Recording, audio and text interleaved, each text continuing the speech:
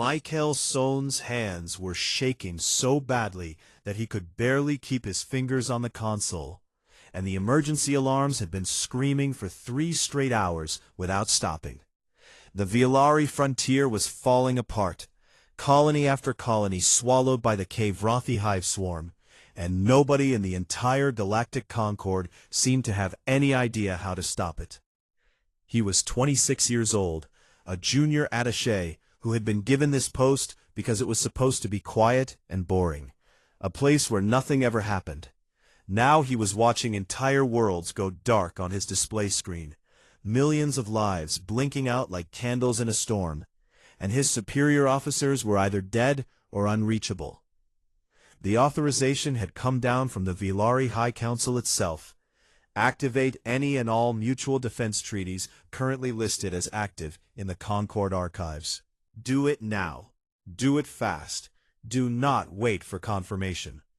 Michael scrolled through the treaty database with trembling fingers. There were hundreds of them, old agreements between species stretching back thousands of years, and most of them were already active or expired. He activated them one after another, barely reading the titles, because every second he wasted was another second the swarm grew closer. Treaty 7 Omega appeared on his screen. It was listed as active, and it was tied to a mutual defense pact with a species called humanity, from a planet called Earth. He had never heard of either, but the status said active, so he pressed the button and moved on to the next one. He did not read the 4,000 pages of warnings attached to that file. He did not see the red classification stamp that read emergency use only. He did not notice the 17 separate notes from senior diplomats spanning 3 centuries, all saying the same thing in different words. Do not activate this treaty under any circumstances unless the galaxy itself is ending. Michael simply pressed the button and moved on, because the galaxy was ending, even if he did not know he had just confirmed it.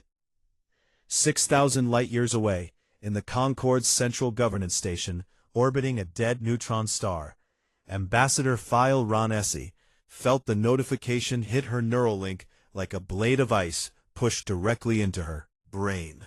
She was a Lori, tall and thin, with skin like frosted glass, and she had spent 200 years of her long life doing one single job, making absolutely sure that the file on Earth stayed closed, and the door to humanity stayed locked. She stood frozen in the middle of a crowded hallway, diplomats and aides rushing past her in panic over the swarm crisis, and she whispered words that made her own blood run cold. Who opened the Earth file? Within minutes she was in the chambers of the High Arbiter, a vast circular room where the leaders of 100 species gathered to argue and decide the fate of the galaxy. High Arbiter Dronal sat at the center, ancient and enormous, his stone-gray skin cracked with age, his eyes carrying the weight of memories that most species had long forgotten. It has been activated, Phile said, and her voice cracked on the last word. I am aware, Dronal replied, and for the first time in decades, the ancient being looked afraid. The chamber erupted. Delegates from dozens of species shouted over each other, demanding explanations, demanding solutions. Some wanted to rescind the treaty immediately, arguing it was activated by mistake, by a junior clerk who had no authority. Others, the legal scholars, the ones who understood galactic law, shook their heads and said what Phile already knew. The treaty was legally binding. It could not be undone without the consent of both parties. And the signal had already been sent. Earth had already received the call. Can we send a cancellation? One delegate demanded. It does not work that way, Phile said quietly. The treaty is a formal invitation to war. Once activated, only the invited party can choose to accept or decline. We cannot take it back. We can only hope they say no. And will they say no? The delegate asked. Phile looked at Dronal, and the old arbiter closed his eyes, as if remembering something painful from very long ago. They will not say no, Dronal said. They have been waiting for this. 1,200 light-years from the governance station, drifting in the dark along the invisible line that the galaxy called the quarantine perimeter, the United Earth ship Jericho sat in silence. It was a human warship, one of dozens stationed along the perimeter in quiet rotating patrols that the Concorde preferred to pretend did not exist. Captain Elena Vasquez was in her command chair, reviewing maintenance reports and drinking coffee that had gone cold an hour ago, when the communication officer's voice cut through the routine silence of the bridge. "Captain, we are receiving a priority signal on the Concorde diplomatic frequency. It is—" The officer paused, and when she spoke again, her voice was different, charged with something between excitement and disbelief. "Captain, it is a Treaty 7 Omega activation. It is real, it is verified, it is authenticated through 6 separate Concorde encryption layers." Vasquez set her coffee down very slowly. She pulled up the signal on her own display and read it once, then read it again, then leaned back in her chair and let out a breath she felt like she had been holding for her entire career. Then she smiled. "Com, open a channel to Solcom headquarters. Priority Alpha. Eyes only for Director Mishra." "Channel open, Captain." "Solcom, this is Jericho Actual. We just got invited to the party." The response from Earth came faster than light, carried on quantum-entangled frequencies that the Concorde did not even know humanity had developed. Director Arav Mishra's voice was calm, steady, and carried the quiet weight of a man who had spent 30 years preparing for exactly this moment. "Confirmed. Jericho Actual. Wake the others." Vasquez closed the channel and turned to her bridge crew. Every single one of them was staring at her, and she could see it in their eyes. The same fire, the same restless hunger that every human carried somewhere deep inside. The need to move, to act, to answer when someone called for help. "You heard the man," Vasquez said. "Send the wake-up call to every human ship on the perimeter. All of them. Tell them to light their engines and stand by for fleet orders." "All of them, Captain?" her first officer asked, eyes wide. "Every last one." Across the dark expanse of the quarantine perimeter, stretching for thousands of light-years in every direction, ships that had been running silent and cold for years suddenly came alive. Engines flared in the darkness like stars being born, one after another. Dozens, and then hundreds, a chain of fires spreading across the black. In the governance station, Ambassador Thiel stood before a holographic display that showed the quarantine perimeter in real time. She watched the lights appear, slowly at first, then faster and faster, until the entire perimeter was blazing with the engine signatures of human warships. Far more than the Concorde's intelligence had ever estimated, far more than anyone had imagined possible. "How many?" Dronal asked from behind her. Thiel's voice was barely a whisper. "All of them." The galaxy had locked humanity behind a door 300 years ago, and someone had just opened it. The humans were not angry. They were not vengeful. They were not out for blood. They were something far worse than any of that. The emergency session of the Galactic Concorde was the loudest and most chaotic gathering in living memory, with delegates from over 100 species screaming at each other across the great circular chamber. And at the center of it all stood Ambassador Thiel Raness, with a data crystal in her hand, and a look on her face that silenced the room faster than any gavel ever could. "You want to know what we are dealing with," she said, holding the crystal up so it caught the light. "Most of you were not alive the last time humanity was involved in galactic affairs. Most of you have never read the classified file.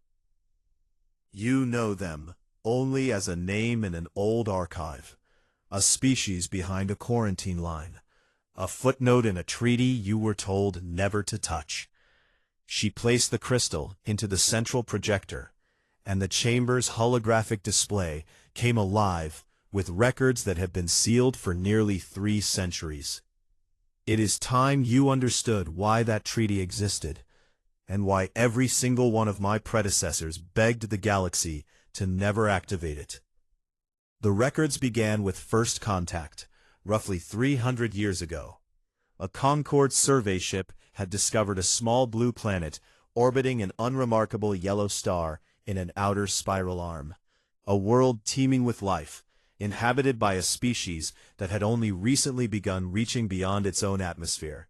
The initial assessment was routine, almost dismissive. The survey team classified humans as promising but primitive and recommended monitoring from a distance. The first sign that something was different came from the survey team's cultural analysts, who noted something unusual in humanity's history. This species had spent its entire existence at war with itself. Not occasional border skirmishes or territorial disputes as most species experienced, but constant, relentless, world-spanning conflicts that drove their technology forward at a speed the analysts had never seen before. They had gone from riding animals to splitting atoms in less than 200 years, a pace that the Concorde's developmental models said was flatly impossible. The file was stamped with a note from the lead analyst that read simply, "Recommend extreme caution." Nobody listened. The holographic display shifted to the Draven annexation incident, and several older delegates in the chamber visibly flinched. The Draven hegemony had been a mid-tier Concorde member species, aggressive and expansionist, and they had decided that Earth would make an excellent resource colony. They sent a subjugation fleet, 40 warships, standard configuration, more than enough to overwhelm any pre-FTL civilization. The fleet arrived in Earth's solar system and broadcast a standard surrender demand. The humans did not surrender, they did not negotiate, they did not panic. They fought back with everything they had. The Draven fleet was designed to fight other Concorde species, opponents who followed predictable tactical doctrines and respected established rules of engagement. Humans did none of these things. They used civilian cargo ships loaded with nuclear warheads as battering rams. They hacked the Draven communication frequencies and filled them with noise. They launched themselves in tiny, fragile spacecraft directly at Draven warships and detonated explosives on the hulls. One human pilot flew a damaged shuttle straight into the bridge of the Draven flagship at full speed. In 11 days, the entire Draven subjugation fleet was destroyed. Not defeated, not driven off, destroyed. Every single ship reduced to debris orbiting Earth like a ring of broken metal. The chamber was silent as the records continued. Within 2 years of the battle, human engineers had reverse-engineered the Draven wreckage and built functioning faster-than-light drives. Within 5 years, they had established colonies on 12 worlds. Within 10 years, they had a standing navy that rivaled most Concorde member species. They learned to fly, Thiel said into the silence, by tearing apart the ships that came to enslave them. The next section of the file covered what historians called the Boundary Wars. 3 Concorde species, alarmed by humanity's rapid expansion, had formed a coalition to enforce containment, to push humanity back to its home system and keep it there. They brought a combined fleet of over 200 warships and issued an ultimatum. Humanity fought all 3 of them at the same time, and won. Not narrowly, not by luck, not by some desperate last stand. They won decisively, on 3 separate fronts, using tactics that the Concorde's military analysts still could not fully explain. They adapted faster than any species the galaxy had ever encountered. Every time their enemies changed strategy, humans changed faster. They learned from every battle, every loss, every death, and they fed those lessons back into their war machine with terrifying efficiency. And then, when they had won, they did something that scared the Concorde more than anything else. They offered peace, fair terms, open borders, trade agreements, cultural exchange. Humanity had the power to conquer all 3 species and chose not to. They extended a hand instead of a fist, and the Concorde realized with dawning horror that this was not mercy born from weakness. This was mercy from a position of absolute strength, offered by a species that could destroy you and simply decided it would rather be friends. That was when the Concorde voted, nearly unanimously, to offer humanity a special protected status, a polite, diplomatic term for quarantine.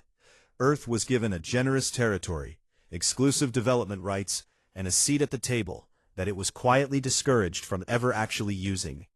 In exchange, humanity agreed to stay behind the quarantine perimeter and develop in peace. They agreed far too easily, and that should have been the first warning.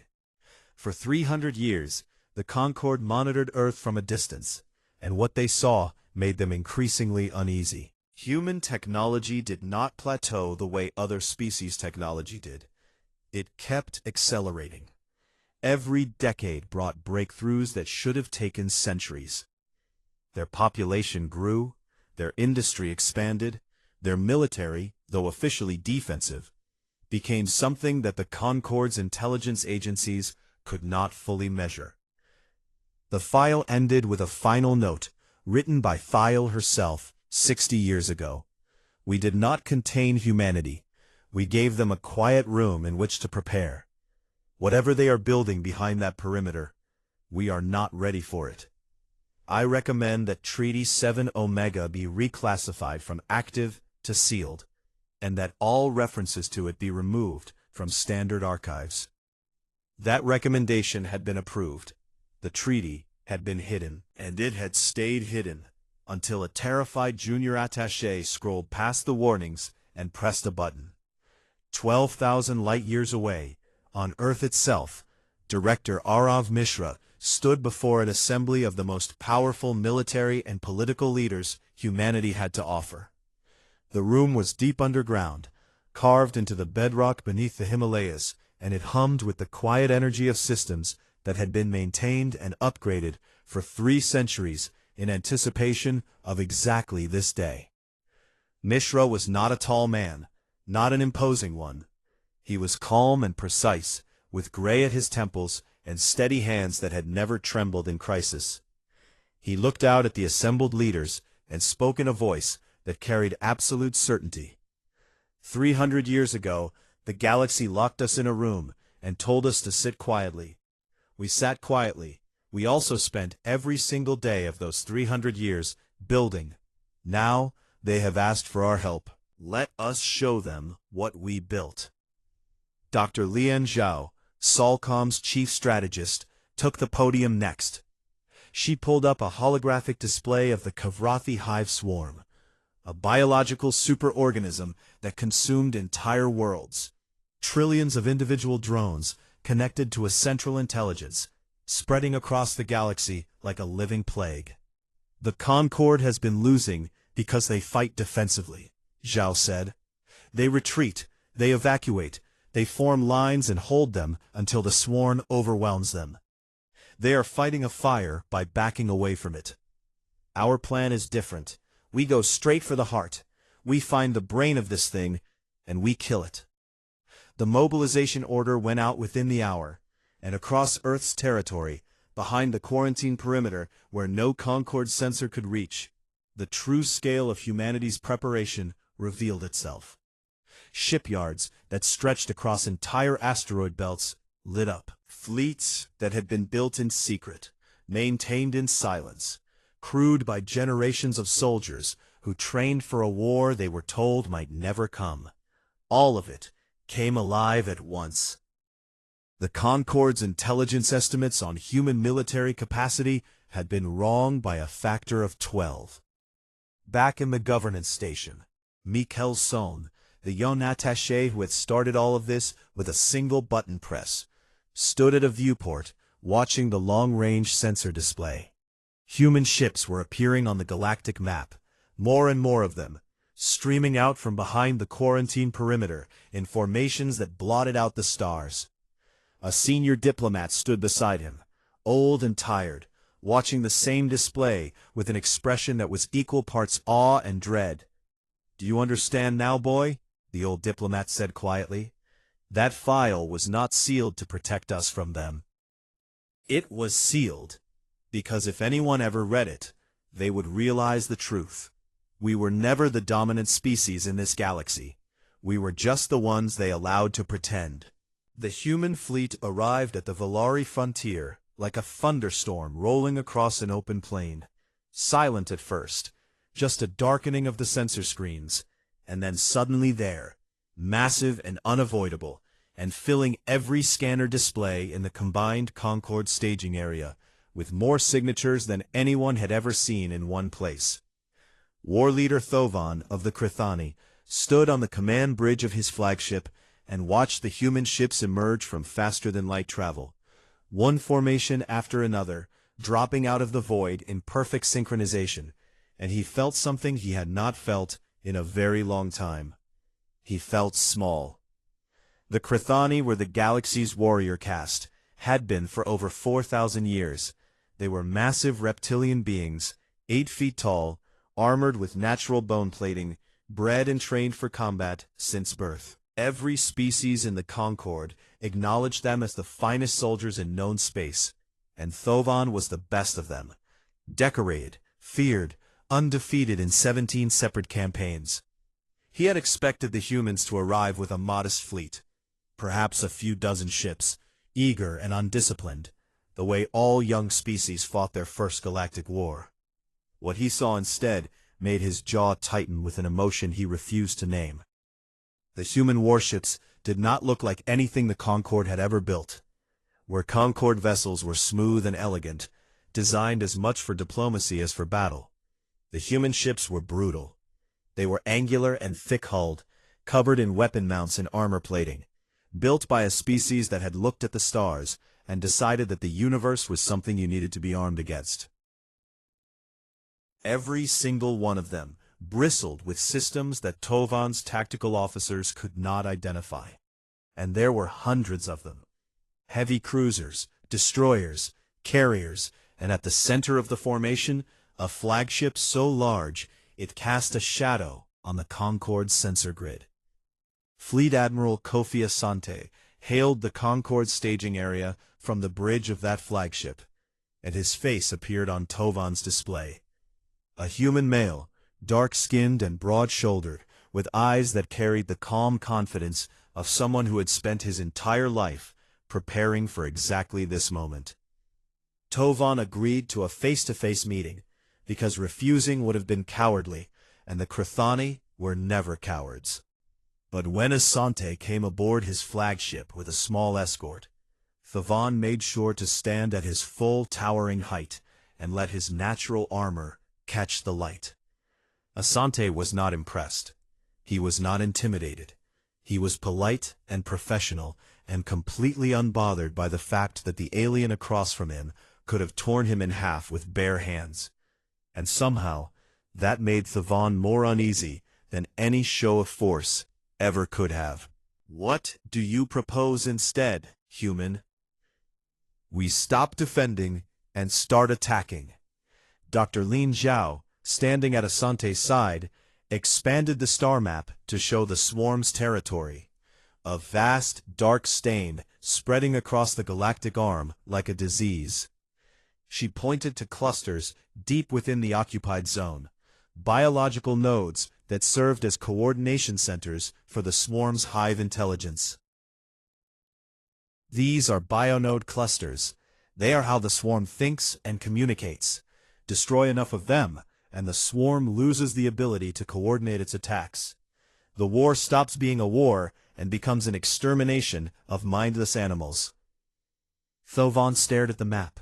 Those bionodes are buried deep in swarm territory, protected by billions of drones. A direct assault would cost us half our fleet. "It would cost your fleet half its strength, yes," Asante said calmly. "But we brought our own fleet for a reason. We will handle the drones. You hold the line here. We go in." "You cannot be serious. War leader, with respect. We did not travel 12,000 light years to sit behind your defensive line and watch the galaxy fall. We came here to fight. Let us fight." The argument went back and forth for hours, but in the end, it became irrelevant, because the swarm did not wait for them to reach an agreement. A massive swarm tendril, over 10,000 drone ships and 3 capital bioforms, struck a Valari colony called Rishon, while the commanders were still debating, and the combined fleet scrambled to respond. The Concorde fleet formed its standard defensive sphere around the colony, a proven formation designed to absorb the swarm's initial assault and bleed its numbers through attrition. It was solid doctrine, tested over decades of warfare. The human fleet did something entirely different. They charged. 200 human warships broke formation and drove straight into the heart of the swarm cloud at full speed. And the Concorde forces watched in stunned disbelief, as the humans did what no species in galactic history had ever been insane enough to attempt. They attacked the swarm head-on, ship to ship, weapon to weapon, tooth and claw and fire. The first thing the swarm noticed was that its communication network was failing. Human ships were broadcasting something on every frequency the hive mind used to coordinate. A torrent of electronic noise that scrambled the swarm's ability to think collectively. Individual drone ships began moving erratically, crashing into each other, losing formation. The swarm was used to fighting opponents who tried to block its signals. It had never encountered a species that could drown them in chaos. Then came the boarding parties, and that was when the Concorde officers stopped breathing. Human marines in powered exosuits, armored figures that moved with terrible speed and precision, launched themselves from their ships directly onto swarm bioforms.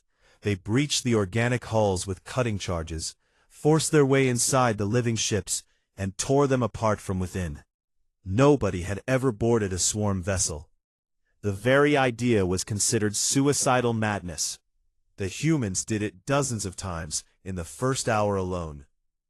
The swarm's capital bioforms tried to concentrate fire on the human ships, and they succeeded in hitting several. A human destroyer called the Kenyatta took a direct strike from a swarm acid lance that melted through its forward hull and killed a third of its crew. The ship was crippled, its engines failing, its weapons offline. The Kenyatta did not retreat. It did not call for evacuation. Its surviving crew turned the dying ship toward the nearest swarm capital bioform and pushed the engines to full. The destroyer hit the bioform at maximum speed and detonated its reactor on impact, and the explosion tore a hole in the swarm formation, large enough for 3 human cruisers to fly through. Thovan watched from his command bridge as the battle unfolded, and he said nothing for a very long time. His tactical officers were feeding him data, kill ratios, damage assessments, strategic analyses, but he was not looking at the numbers. He was watching the humans fight, and he was seeing something he had never seen before in all his years of war. He was seeing joy. Not bloodlust, not madness, not the desperate frenzy of cornered animals. Joy.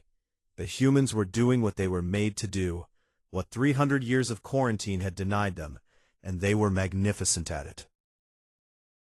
They fought as individuals and as a unit simultaneously, adapting in real time, covering each other, sacrificing for each other, pressing forward, always forward, never stopping, never hesitating, never once looking back. The battle lasted 6 hours.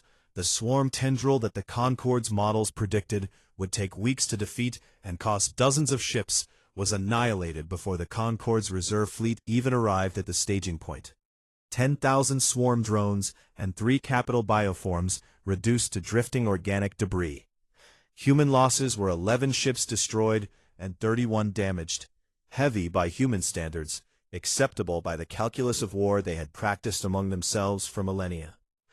Thovan called his aide to his side and spoke quietly so that only the aide could hear. "Contact the War Council. Tell them that the humans fight the way we wish we could. And tell them that terrifies me." Deep in the swarm's occupied territory, something ancient and vast stirred.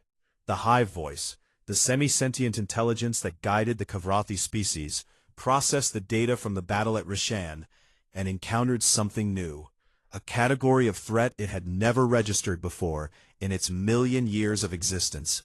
It had consumed thousands of species, devoured civilizations, swallowed worlds whole, and never once had it found an opponent that made it reconsider its approach. The closest translation for the new category it created in its threat matrix was a word that the Hive voice had never needed until now: Predator. Admiral Asante stood on the bridge of his flagship after the battle, looking out at the stars of the Vilari frontier. Behind him, the combined fleet, human and Concord, stretched across the void, the largest armada ever assembled in galactic history. He opened a channel that reached every ship in the fleet, human and alien alike. All ships, this is Admiral Asante. Today we showed them we could fight. Tomorrow we show them what happens when humanity gets angry. The channel closed, and across the fleet, on human ships and Concord vessels alike, there was silence. But it was not the silence of fear. It was the silence of a galaxy holding its breath. The war had been raging for 4 months, and humanity was winning. But winning was costing them more than anyone on the outside could see.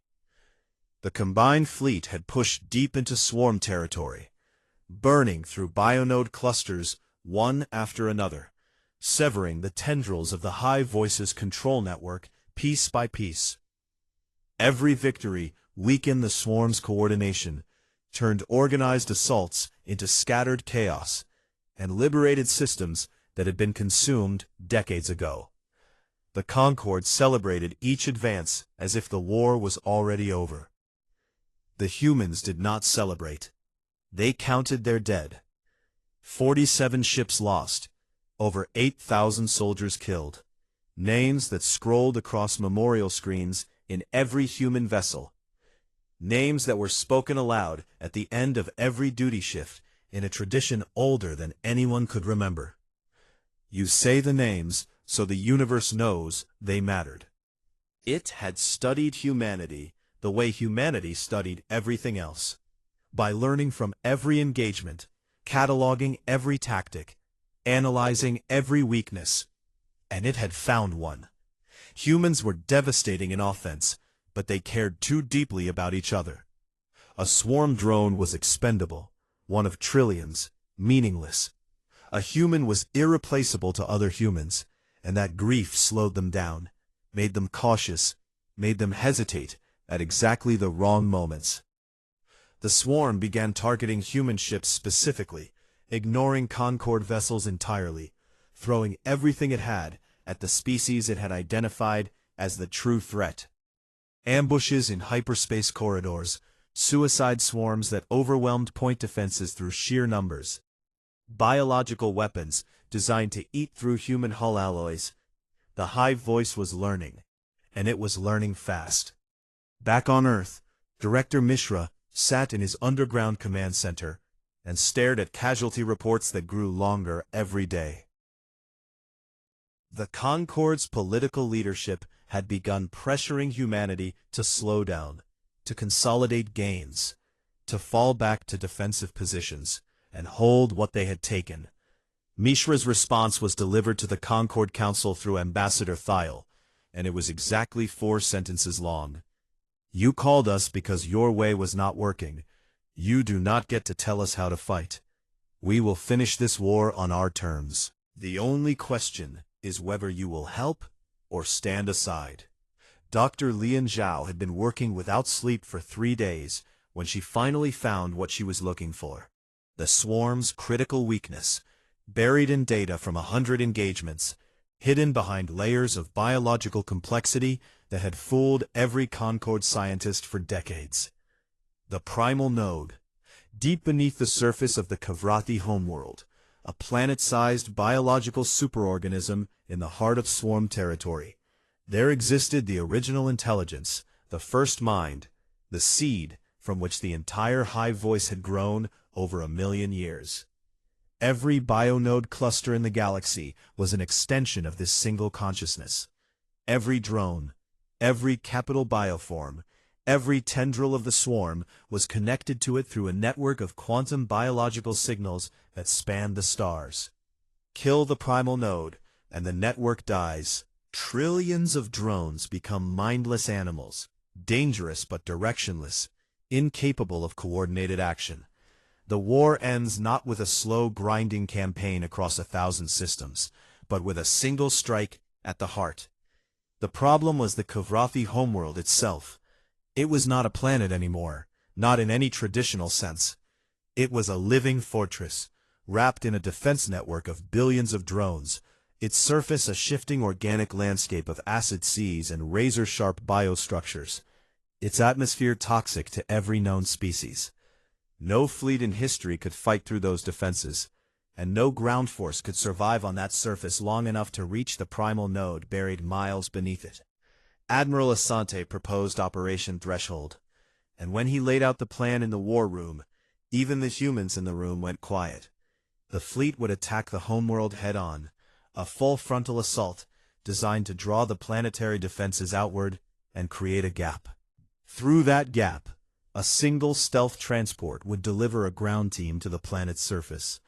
That team would carry a quantum disruption device, a weapon that human scientists had developed in secret, designed to sever quantum biological connections at the molecular level. The team would fight their way to the primal node and detonate the device directly on top of it. Asante did not call it a suicide mission. He did not need to. Everyone in the room could read the survival projections on the screen.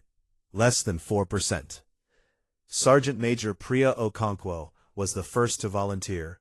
She was 41 years old, career military, born on a station orbiting Mars to parents who had served before her. She had fought in every major engagement of the war, had lost friends in numbers she had stopped counting because counting made it harder to keep going. When her commanding officer asked her why she wanted to lead the ground team, knowing the odds, she answered without hesitation, "Because someone has to, and we are the ones who always do."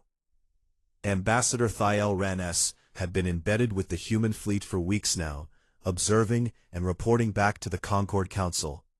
She had watched humans fight and die, and mourn, and fight again. And something had shifted in her understanding of them. Something fundamental that the Concord had never grasped in 3 centuries of observation. Humans were not fearless. They were deeply, constantly afraid. She could see it in their eyes before every battle, hear it in their voices during the quiet hours, feel it in the way they held each other in the corridors when they thought no one was watching. They were afraid of dying, afraid of losing, afraid of leaving behind the people they loved. But they fought anyway, not because they lacked fear, but because they had decided, every single one of them, individually and as a species, that some things mattered more than being afraid. They called it duty, or honor, or love, or simply stubbornness, but the truth beneath all those words was something that Thiel's species had lost a long time ago, and most Concord species had never possessed: the willingness to burn for something beyond yourself. The Battle of the Primal Node began on a Tuesday by Earth's calendar, and it was the largest military engagement in the recorded history of the galaxy. The combined fleet, every human ship, every Concord vessel, everything they had, threw itself at the Kavrathi homeworld's defenses. The sky above that poisoned planet became a hell of fire and light. Thousands of ships clashing with billions of drones. Explosions blooming like flowers across the void. Human ships died by the dozens. The homeworld's defense network was beyond anything they had faced before. A living wall of teeth and acid and hate that tore through armor and shields with equal indifference. Crews burned, ships cracked apart, escape pods were swallowed by drone swarms before they could clear the debris fields. But the humans did not stop. They never stopped. Every destroyed ship was replaced by another pushing forward. Every gap in the formation was filled. They fought with a fury that the High Voice could not model or predict, because the High Voice understood survival and hunger and consumption, but it did not understand sacrifice. The gap opened, a narrow corridor through the defense network, bought with blood and fire and the lives of 6 human destroyers that placed themselves between the drone swarms and the stealth transport, like shields made of steel and will. Okonkwo's transport hit the surface hard, slamming into the organic landscape at a speed that killed 2 of her team on impact. The remaining 23 soldiers pulled themselves from the wreckage and began moving immediately, because stopping meant dying. The surface of the homeworld was alive. The ground shifted beneath their boots. The air burned in their lungs despite their sealed suits, and the walls of the biostructures around them pulsed and contracted like the organs of some vast creature. Swarm defenders emerged from every surface, eyeless, screaming biological weapons that threw themselves at the human team in endless waves. They fought for every step, every corridor, every chamber, every meter of that nightmarish landscape was paid for with ammunition and blood. Soldiers fell one by one, Corporal Reeves taken by an acid spray, Lieutenant Okafor dragged into a wall that opened like a mouth, Sergeant Yoon standing her ground at a choke point so the others could advance, firing until her weapon melted in her hands. Okonkwo reached the primal node chamber with 4 soldiers left. The node was enormous, a pulsing, glowing mass of biological tissue the size of a cathedral, suspended in a cavern that hummed with the psychic energy of 1,000,000 years of accumulated intelligence. The Hive voice was here, the original mind, and it knew what they had come to do. The chamber erupted with defenders, more than Okonkwo had seen anywhere on the surface. A final desperate defense from an intelligence that understood, for the first time, what it felt like to be prey. Her last 4 soldiers held the entrance. They did not need to be told. They knew what they were buying with their lives. Okonkwo armed the quantum disruption device and placed it against the primal node's outer membrane. The device needed 60 seconds to reach full charge. 60 seconds with the walls closing in and the screams of dying soldiers behind her, and the Hive voice pressing against her mind with a psychic weight that made her nose bleed and her vision blur. At 53 seconds, the last soldier at the entrance fell.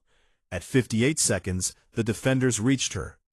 At 60 seconds, Sergeant Major Priya Okonkwo looked at the blinking light on the device, thought of her parents, thought of Mars, thought of every name she had ever spoken into the silence at the end of a duty shift. And she pressed the button. The quantum disruption wave expanded outward at the speed of light, and across 1,000 star systems, the swarm screamed. Trillions of drones lost connection simultaneously. Bionode clusters went dark.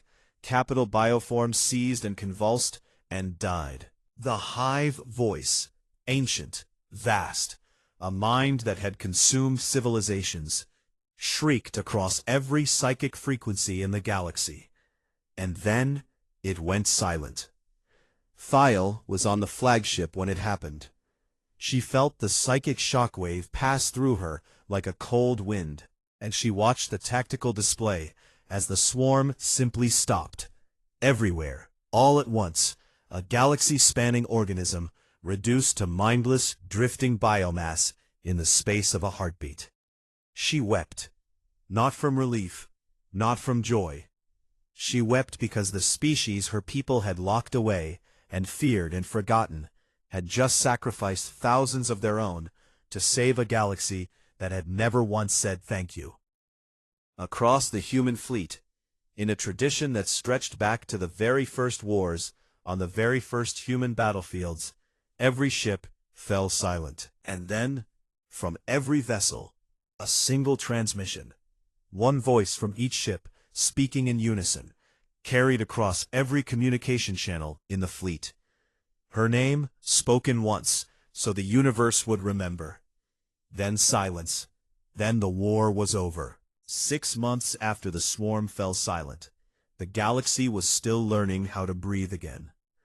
The Kavrathi hive swarm, the greatest existential threat the Galactic Concord had ever faced, was gone.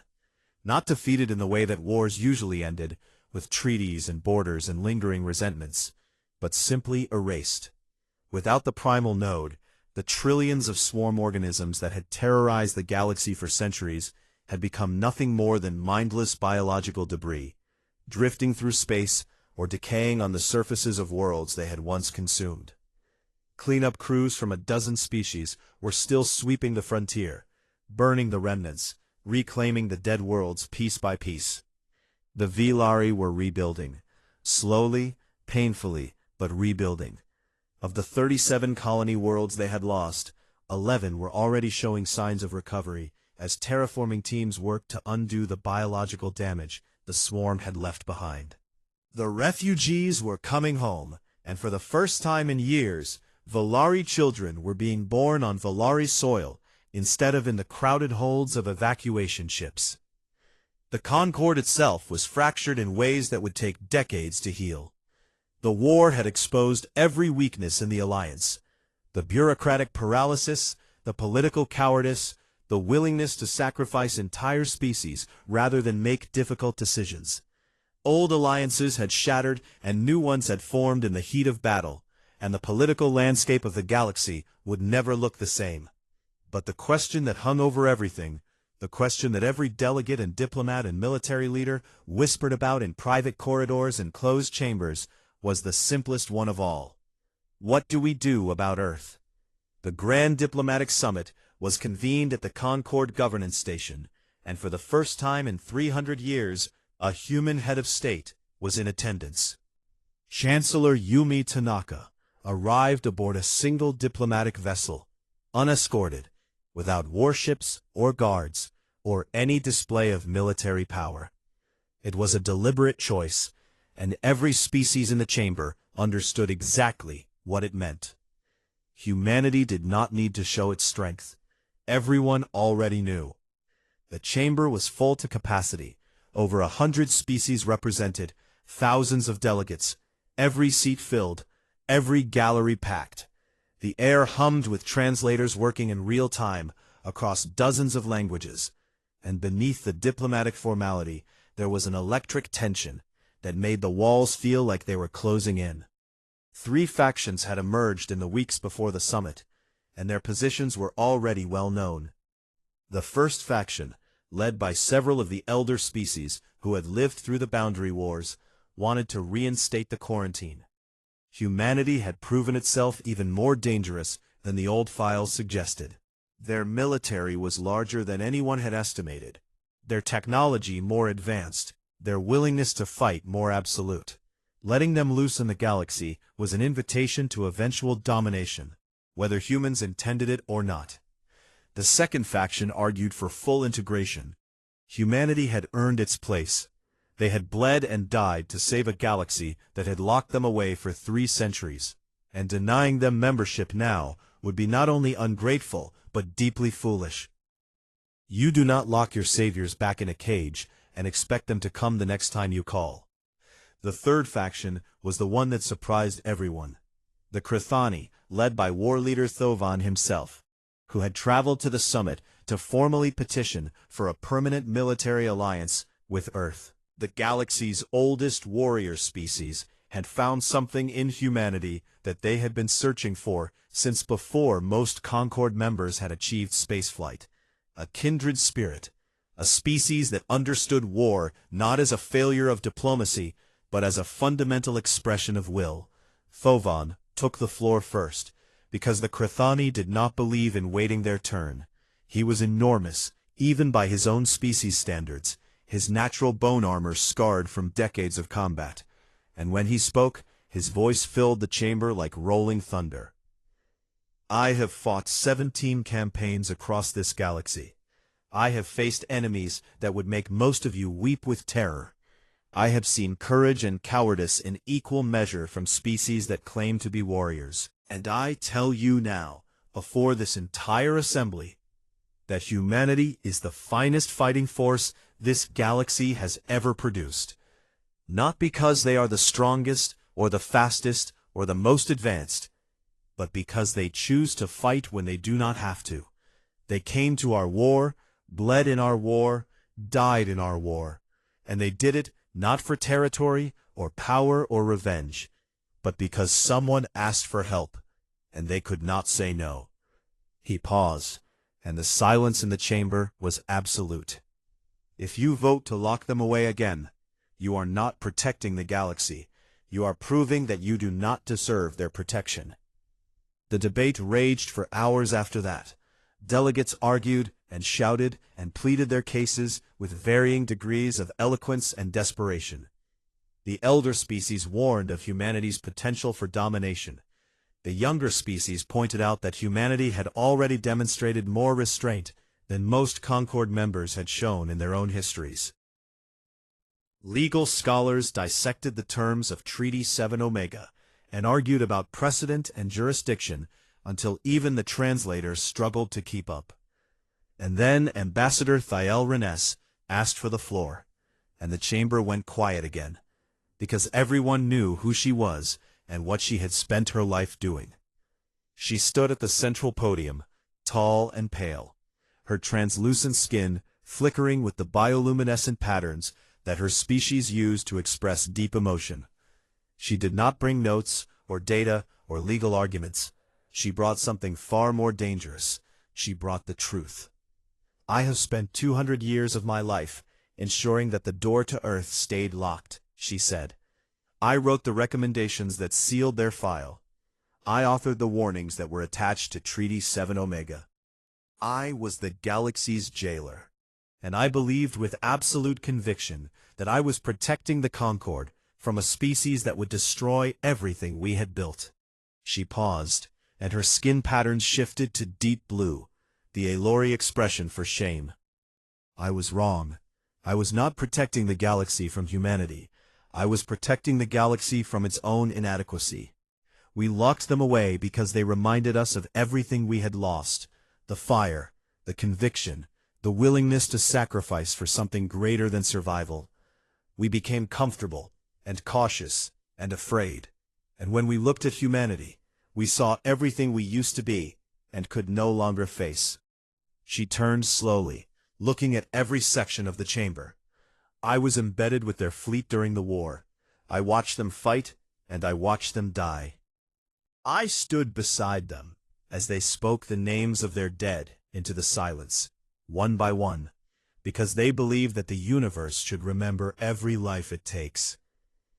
I saw a species that was terrified every single day of that war and fought anyway, not because they were not afraid, but because they had decided that fear was not a good enough reason to stop." Her voice broke, but she continued. "Sergeant Major Priya Okonkwo walked into the heart of that nightmare knowing she would not come back, and she did it because someone had to. That is not the behavior of a species we should lock away. That is the behavior of a species we should be grateful to know." She stepped back from the podium, and the chamber was silent for a long time. Chancellor Tanaka spoke last. She was a small woman, quiet and composed, with silver hair and dark eyes that missed nothing. She stood at the podium, where beings 10 times her size had roared and argued and postured. And she spoke in a voice that was gentle and firm, and carried further than any shout. 300 years ago, you locked us away because you were afraid. We understood. Fear is something we know well. It is the reason we fight so hard. We spent those 300 years building, yes, but not because we planned to conquer you. We built because that is what we do. We cannot help it. We see a problem, and we build a solution. We see a darkness, and we build a light. We see a wall, and we build a door." She looked out at the assembly. 100 species, 1,000 worlds, a galaxy that had feared her kind for longer than most civilizations had existed. "We are not asking to rule your galaxy. We are not asking for power or territory or revenge.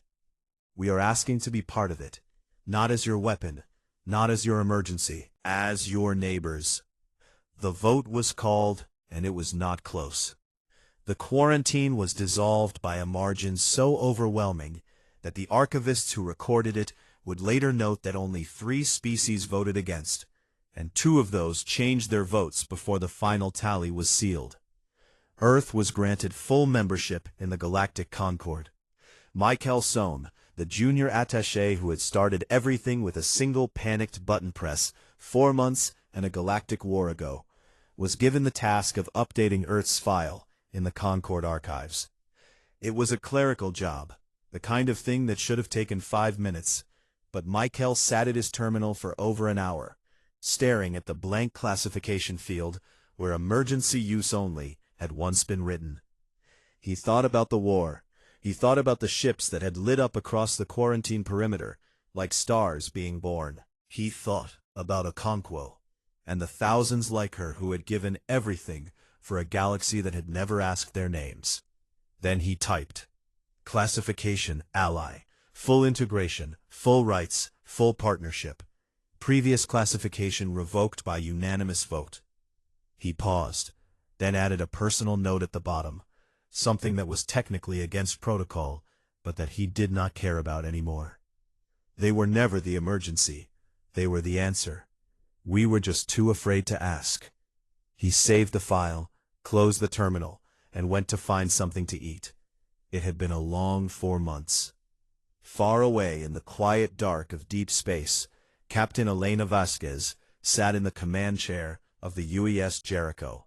The ship had been repaired and refitted after the war, its scars patched over with new armor, its crew rotated with fresh faces alongside the veterans who had survived every battle from Reshon to the Primal Node. The Jericho was on patrol again, but this time it was different.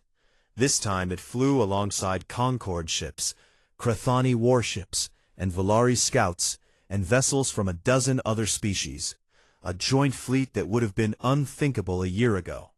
They flew together, they trained together, and slowly, carefully, they were learning to trust each other.